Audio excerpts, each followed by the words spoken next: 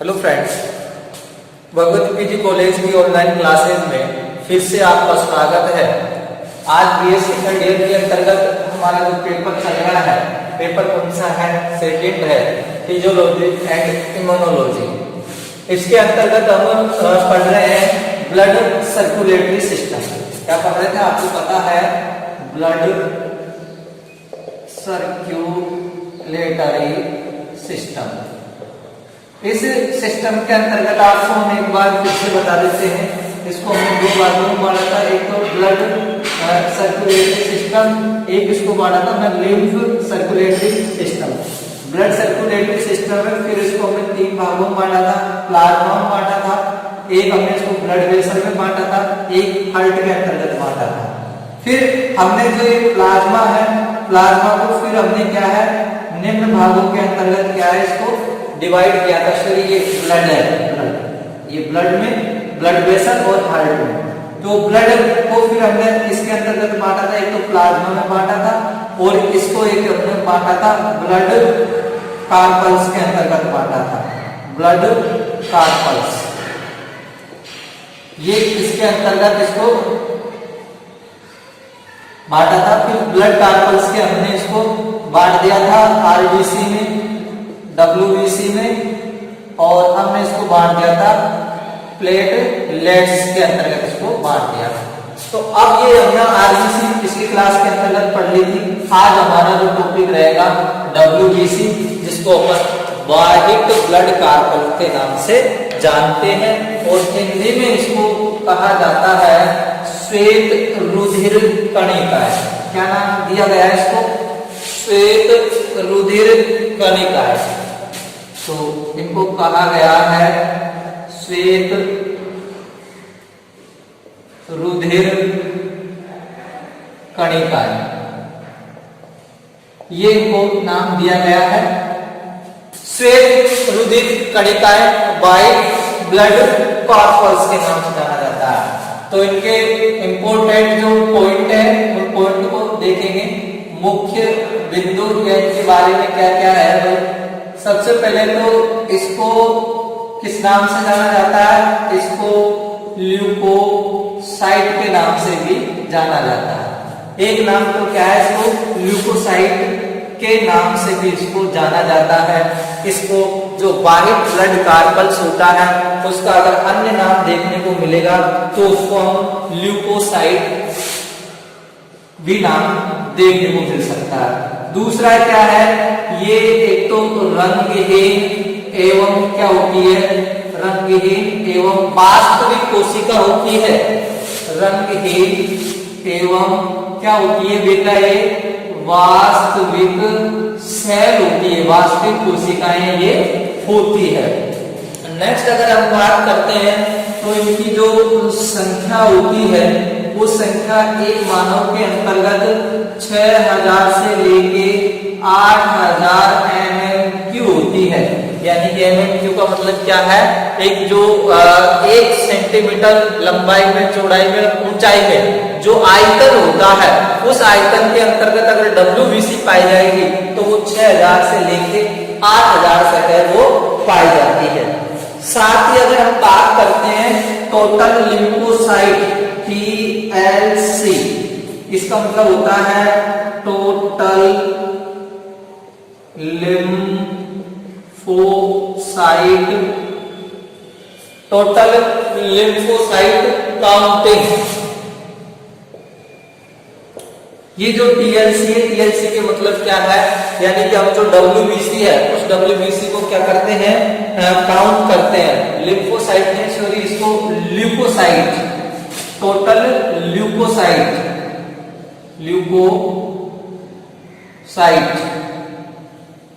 Leucocyte है, lympho नहीं है। टोटल ल्यूकोसाइट के नाम से इसको जाना जाता है TLC, जिसका मतलब क्या है? टोटल ल्यूकोसाइट, यानी इनको काउंट किया जाता है। अगर इनकी संख्या बढ़ जाती है, अगर इनकी क्या है संख्या अगर बढ़ जाती है, यहां लिख देता हूं, अगर TLC अगर बढ़ती है तो उसको हम ल्यूकोसाइटोसिस के नाम से जाना जाता है। उसको हम ल्यूकोसाइटोसिस ल्यूकोसाइटोसिस के नाम से हम उसको जानते हैं। किसके नाम से जानते हैं? उसको ल्यूकोसाइटोसिस के नाम से हम उसको जानेंगे। किसके नाम से जानेंगे? हम ल्यूकोसाइटोसिस है उसके नाम से हम उसको जान पाएंगे। आगे अगर हम चर्चा करते हैं, अगर मान लीजिए टीएलसी की संख्या कम हो जाती है तो इसको ल्यूकोपोइना, अगर टीएलसी की अगर संख्या कम हो जाती है, इस कम को ल्यूकोसाइटोपेनिया के नाम से जानते हैं। इसको हम ल्यूकोसाइटोपेनिया के नाम से हम जानते हैं। और यह एड्स और टाइफाइड के संक्रमण के कारण होता है। यह किसके कारण होता है? जो एड्स है वह जो टाइफाइड है, ये एड्स एवं क्या है? टाइफाइड है। इस टाइफाइड के क्या है? संक्रमण के कारण ऐसा होता है। संक्रमण के कारण है वो ऐसा होता है। संक्रमण के कारण ऐसा होता है। आगे की हम अगर बात करते हैं, एक होता है ल्यूकेमिया, जिसके अंतर्गत ल्यूकेमिया के नाम से जाना जाता है। ल्यूकेमिया के नाम से इसको जाना जाएगा। ल्यूकेमिया के नाम से इसको जाना जाएगा। ल्यूकेमिया इस नाम से इसको जाना जाता है। ल्यूकोमिया में टीएलसी का एन नियंत्रित रूप से बढ़ जाना हो जाता है। ल्यूकेमिया जिसके अंतर्गत जो टीएलसी है, उस टीएलसी का क्या है? अनियंत्रित रूप से बढ़ जाना। टीएलसी का अनियंत्रित रूप से बढ़ना, और इस बढ़ना को बोला जाता है ल्यूकेमिया के नाम से उसको जाना जाता है। ल्यूकेमिया के नाम से है उसको जाना जाता है, जिसका मतलब क्या होता है? जिससे स्वयं की रक्त कणिकाएं नष्ट होने लगती है। इसमें क्या होता है? स्वयं की जो रक्त कणिकाएं हैं, स्वयं की रक्त कणिकाएं, स्वयं की रक्त कणिकाएं नष्ट होने लगती है। कणिकाएं नष्ट होने लगती है, जिसे रक्त कैंसर, अबूल रक्त कैंसर के नाम से जानते हैं। ब्लड कैंसर के नाम से जिन्हें जाना जाता है। तो क्या होता है कि बहुत सारे जो मनुष्य होते हैं, उन मनुष्यों के अंतर्गत क्या होता है कि कभी कभी अचानक जो WBC होती है, उस WBC की जो संख्या होती है वो बढ़ जाती है। और वो जो संख्या होती है 1 लाख के अगर अबोव होती है या इससे अगर बड़ी होती है, तो ऐसी स्थिति के अंतर्गत क्या है? व्यक्ति में कहीं ना कहीं जो संभावना होती है वो किसकी होती है? ब्लड कैंसर की होती है। तो ऐसी स्थिति में जब आप टीएलसी वगैरह या कोई भी अगर जांच करवाते हो, तो ऐसी स्थिति में ध्यान रखना चाहिए कि अगर WBC की संख्या अगर बढ़ रही है तो कहीं ना कहीं उसका संकेत होता है। चलो 6, 7, 8 है, 10,000 है, 20,000 बढ़ रही है, 30,000, 40,000 तक भी अगर बढ़ रही है तो कोई दिक्कत नहीं है, किसी न किसी इन्फेक्शन की वजह से हो गया होगा। लेकिन अगर लाखों पर अगर संख्या पहुंचती है तो फिर कहीं ना कहीं दिक्कत आपको हो सकती है, यानी कि कहीं ना कहीं ब्लड कैंसर का क्या है? संकेत होता है। कोशिका द्रव्य और केंद्रक के आधार पर WBC 2 प्रकार की होती है। किस चीज के आधार पर? कोशिका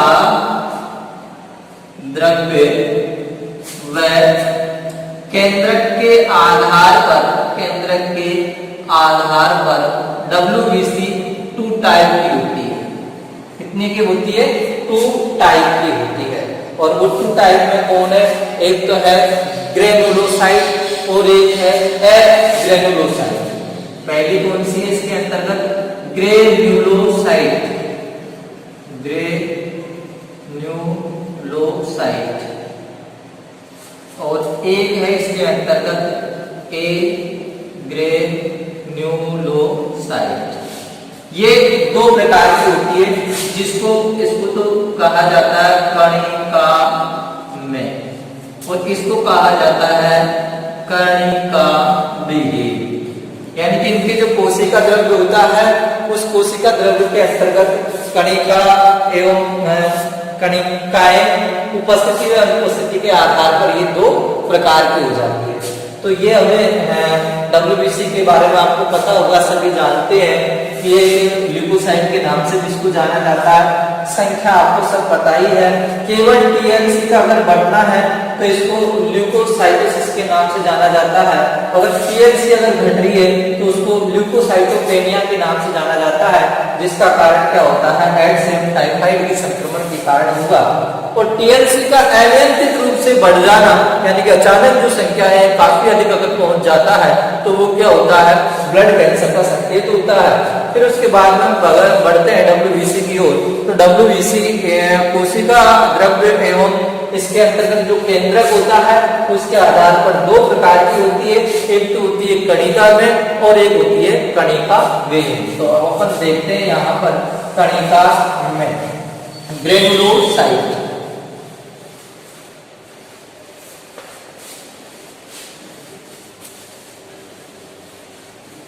तो WBC में हम आगे करेंगे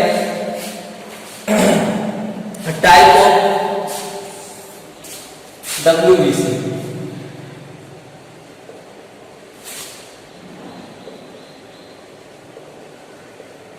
और इस टाइप ऑफ WBC के अंतर्गत पहला जो हमारा आ रहा है उसका नाम है ग्रेन्युलोसाइट।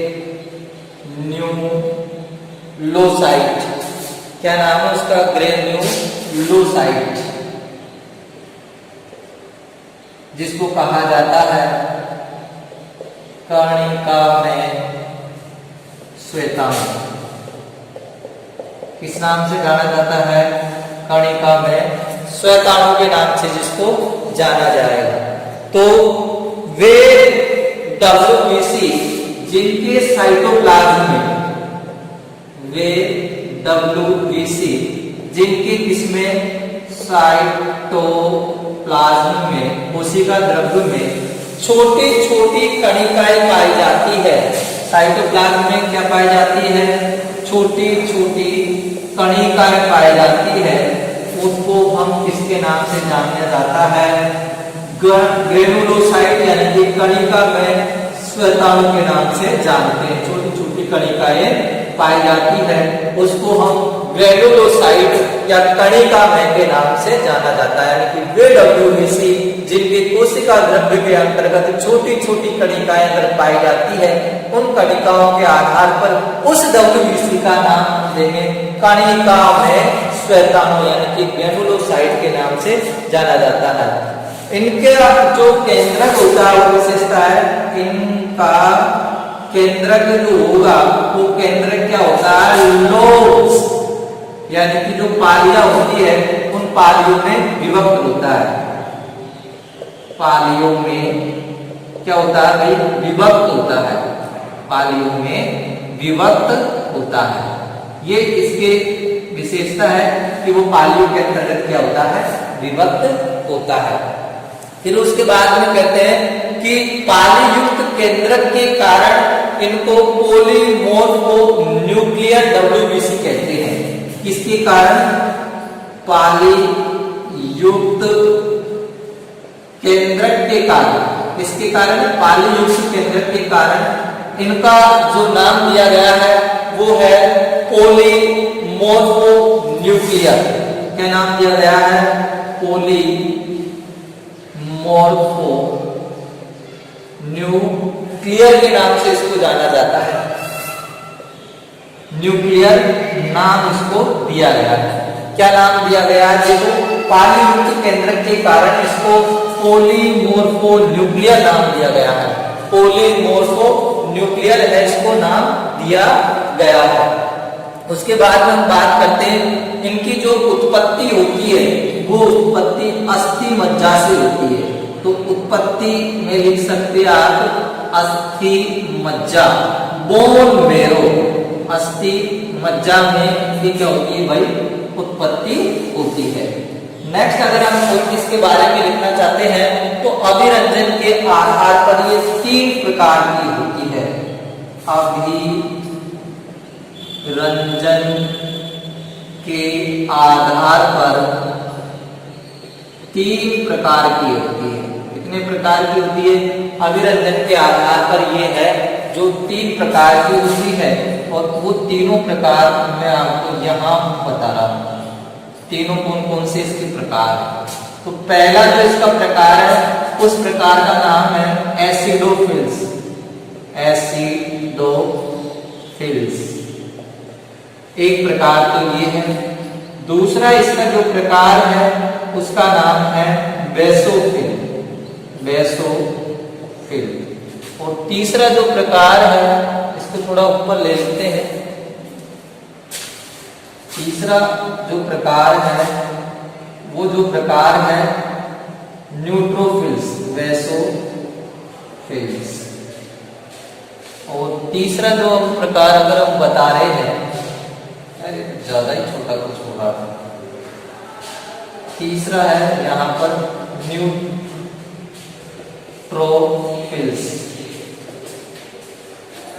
तीसरा जो प्रकार है इसका न्यूट्रोफिल्स है। तो वे एसिडोफिल्स के बारे में क्या है, यह अम्लीय अभिरंजन को दर्शाती है। किसको दर्शाती है? अम्लीय अभिरंजन को दर्शाती है। ये इसके बारे में हमको लिखना है। यह है जो अम्लीय अभिरंजन है उसको क्या करती है भाई? दर्शाती है। अम्लीय जो अभिरंजन होता है उसको क्या करती है? ये दर्शाती है।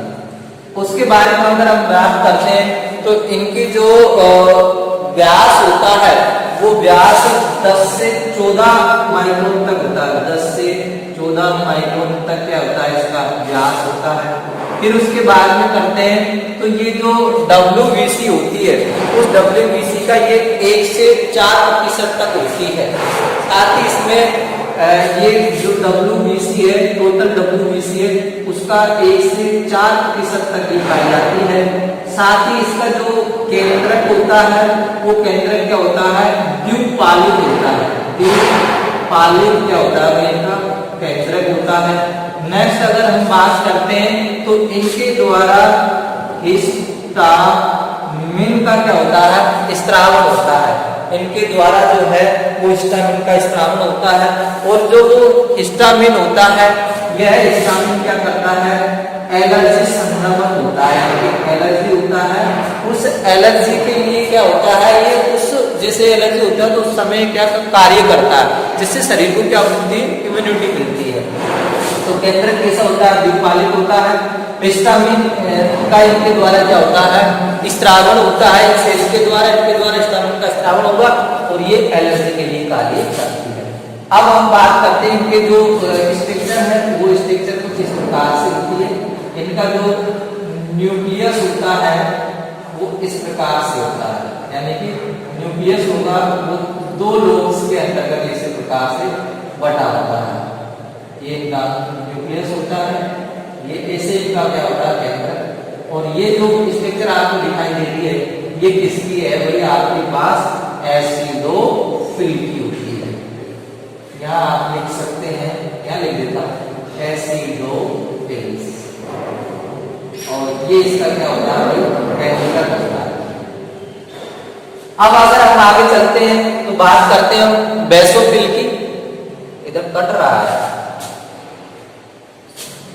चलो इधर मैं बात करता हूं तो उसका मतलब है बेसोफिल। और जो बेसोफिल है वो क्या करती है? क्षारीय अभिरंजन को दर्शाती है। क्षारीय अभिरंजन को दर्शाती है। क्षारीय अभिरंजन को दर्शाएगी। ये जो आपके अंतर्गत इनका जो व्यास होता है, वो व्यास अन्य आरबीसी की तुलना में क्या होता है? इनका जो व्यास होगा वो व्यास 8 से 10 तक होगा। इनका जो व्यास होगा वो 8 से 10 माइक्रोन तक होगा। इनकी 0.5 से 1% तक होती है इसका टोटल आरबीसी का। साथ ही अगर हम बात करते हैं तो इनके द्वारा जो स्त्रावन होता है वो होता है हिपेरिन का। जो हिपेरिन क्या करता है, रुधिर वाहिनियां होती है, उस रुधिर वाहिनियों के अंतर्गत रक्त का थक्का नहीं बनने देता। तो हिपेरिन बेसोफिल के द्वारा स्रावित होती है और इनका जो केंद्रक होता है वो द्विपालित एवं एस आकृति का होता है। ये इस प्रकार से, और वो कैसा होता है, इस प्रकार से एस आकृति का होता है। ये इनका क्या होता है, इसका बेसोफिल। उसके बाद में बात करते हैं तो ये क्या करती है, हिपेरिन का स्रावन करती है। अब आता है हमारे पास न्यूट्रोफिल्स। जो न्यूट्रोफिल्स है ये उदासीन होती है, यानी कि कोई भी अभिरंजन को नहीं दर्शाती है। और इसकी अगर हम साइज की अगर बात करते हैं तो इसका जो साइज होता है वो इनकी अपेक्षा क्या होता है, बड़ा होता है। और वो 10 से 12 इसकी अपेक्षा बड़ा होता है, 10 से 12 माइक्रोन का होता है। और ये 60 से 65% पाई जाती है, यानी सबसे ज्यादा है ये कुल आरबीसी इसका डब्ल्यूबीसी का होता है।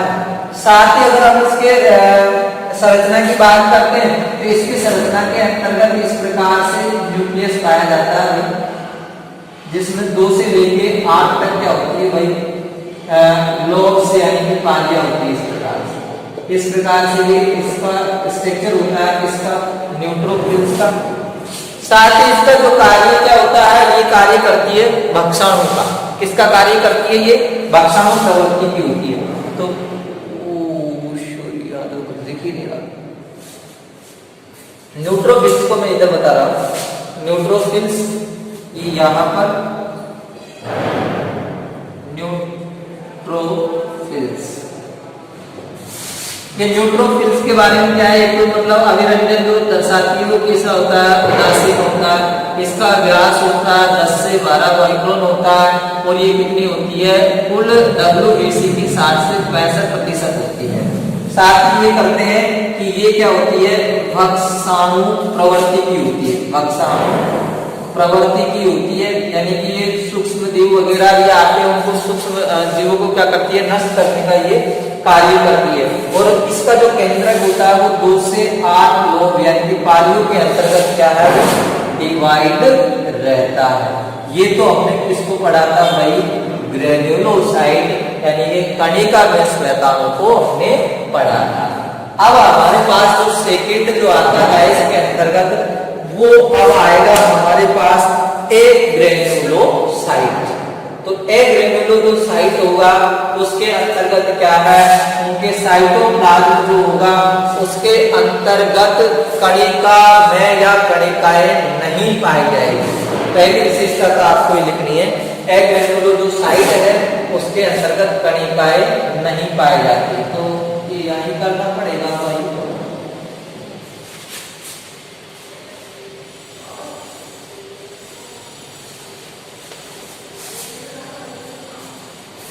बी करके, और इसमें है ए ग्रेन्युलोसाइट,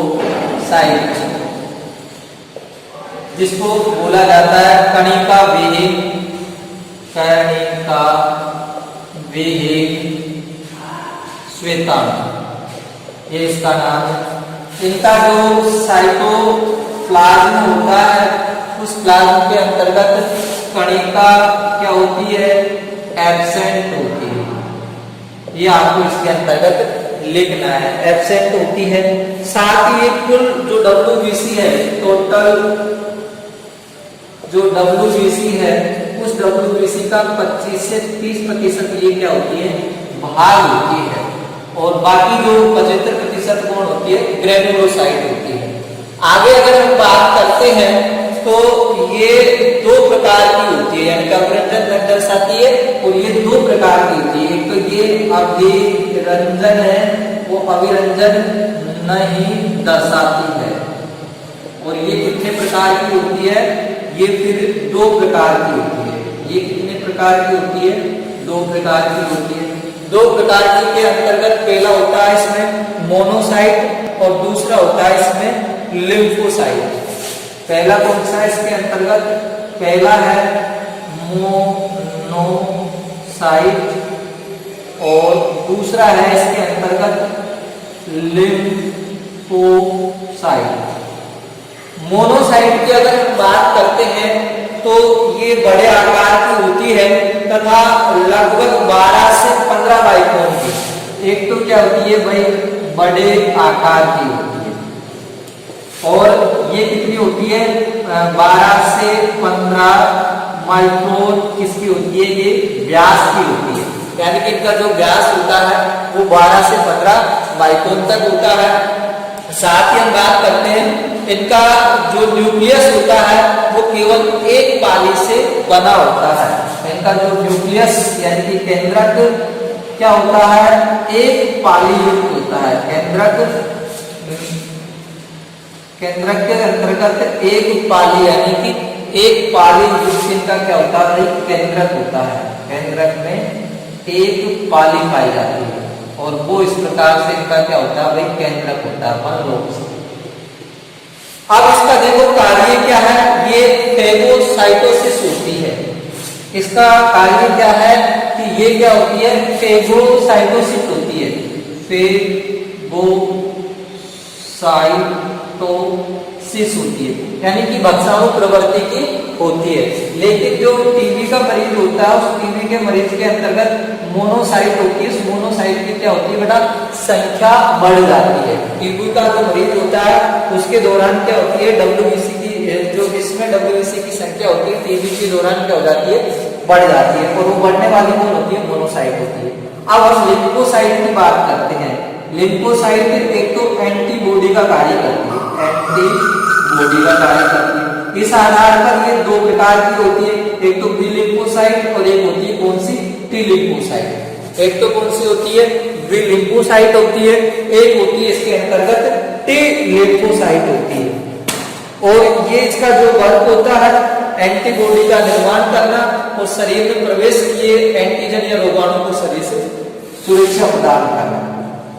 एंटीजन व रोगाणु से सुरक्षा प्रदान करना, ये इनका क्या होता है भाई, कार्य होता है। तो इस प्रकार से हमारी जो वाइट ब्लड कापल्स है वो कंप्लीट होती। तो ये इसके अंतर्गत हमने क्या पढ़ा भाई, जो डब्ल्यूबीसी है उसको ल्यूकोसाइट के नाम से जाना जाता है। इसकी संख्या 6000 से 8000 तक होती है। अनियंत्रित जो संख्याएं होती है उसको हम ब्लड कैंसर के नाम से जानते हैं। फिर इनके जो साइटोप्लाज्म के में कणिकाओं की उपस्थिति व अनुपस्थिति के आधार पर इसे दो भागों में बांटा गया है। एक तो कणिका में श्वेताणु और एक होता है कणिका विहीन श्वेताणु। तो कणिका में जो श्वेताणु होंगे उनमें क्या है, यानी कि वे डब्ल्यूबीसी जिनके साइटोप्लाज्म के अंतर्गत कणिकाएं पाई जाएगी उन्हें कणिका में श्वेताणु के नाम से जानते हैं। साथ ही हम अगर बात करते हैं तो ये क्या है, अभिरंजन को दर्शाती है और अभिरंजन के आधार पर निम्न 3 प्रकार की होती है। एक तो होती है एसिडोफिल्स, एक होती है बेसोफिल और एक होती है न्यूट्रोफिल्स। एसोफिल अम्लीय अभिरंजन को दर्शाएगी। इनकी जो संख्या होगी वो टोटल डब्ल्यूबीसी की 1 से 4% होगी। इनका जो आकार होगा 10 से 14 माइक्रोन व्यास का होगा। केंद्रक द्विपालित होता है और एसिडोफिल के द्वारा इसका अमीन का स्त्रावन होता है जो कि एलर्जी के समय कार्य करता है। और ये इसकी क्या होती है भाई, स्ट्रक्चर यानी कि संरचना होती है। फिर उसके बाद बेसोफिल सारी अभिरंजन को दर्शाती है। ये इनका व्यास होता है 8 से 14 और 0 से 5% टोटल उसकी होती है आरबीसी डब्ल्यूबीसी की। और इनके द्वारा जो स्त्रावन होता है वो होता है हिपेरिन का, जो कि क्या होता है, प्रतिस्पंदनकारी होता है। फिर न्यूट्रोफिल्स उदासीन होता है, जो उदासीन होने के साथ साथ ही ये क्या करता है, भक्षाणु प्रवृत्ति का होता है। फिर उसके बाद में ग्रेनुलोसाइट कणिका नहीं पाई जाएगी। इनके टोटल डब्ल्यूबीसी की कितनी होती है, 25 से 30% होती है। अभिरंजन को नहीं दर्शाती। इस आधार पर ये 2 प्रकार की होती है, एक तो होती है मोनोसाइट और एक होती है लिम्फोसाइट। मोनोसाइट बड़े आकार की और केंद्रक होगा वो एक पाली युक्त होता है। साथ ही ये क्या करती है, ये फेगोसाइटोसिस का कार्य करती है और टीबी के समय क्या है, इनकी संख्या बढ़ जाती है। फिर लिम्फोसाइट होती है। ये लिम्फोसाइट क्या करती है, 2 प्रकार की होती है, एक तो बी लिम्फोसाइट होती है और टी लिम्फोसाइट।